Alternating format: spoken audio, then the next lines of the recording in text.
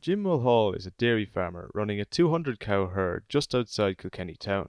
AgriLand asks him what his typical calving routine is and what actions and facilities are key to have in place during calving season. In the run up to calving, we just make sure we would keep most of the cows on cubicles during the dry period, and every day we just walk through the cubicle sheds and just keep an eye on what cows are coming here calving. We'd have an app on the phone there, and we'd have the dates. And we use our eye as well. If sometimes a cow will calf sooner possibly than the date might suggest. And we would just keep an eye on them every day and make sure if they're starting to spring up or starting to soften, as we say. And we would put them down then we try and have them on a straw pen for maybe 2 or 3 days before calving. The most important thing is to make sure nothing calves in the cubicle area. So we just, as I said, every day we walk through to make sure everything is right, and we have them down on a straw pen for calving.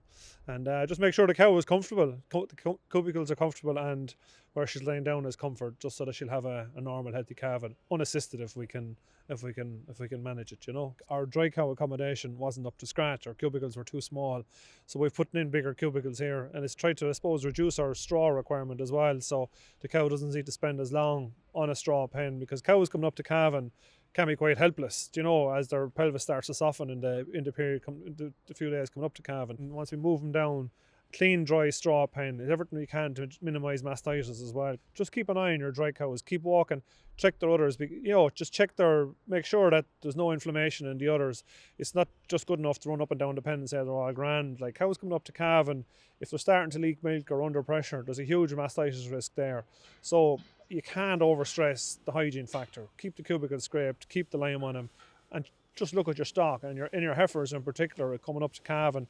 Just watch them that they're healthy. If a cow or a heifer is dull or off form, go in and check her out. Take her temperature, check her quarters, make sure she's okay. We asked Jim if he has any key pointers for farmers and new entrants. I suppose when we get into peak calving, you just need to be disciplined, I suppose, to make sure that you focus on getting the cows calved, getting the calves fed as quick as you can, and just kind of have good structures in place and just good protocols maybe that get the cow calved, get the beestons in, have a good supply of beestons there. We had issues here a few years ago with a lot of pneumonia issues, and we actually traced it back. Our vet came out and did a whole appraisal, and he just traced it back to not enough beestons. We have a bottle there and it holds 2.5 litres, and that was, we're feeding the calf the full of that. But because we have a Holstein type of cow, I suppose, they tell me that you need to be putting at least 3 litres of that beestons into a cow. The milkier a cow is, the beestons quality is not as good.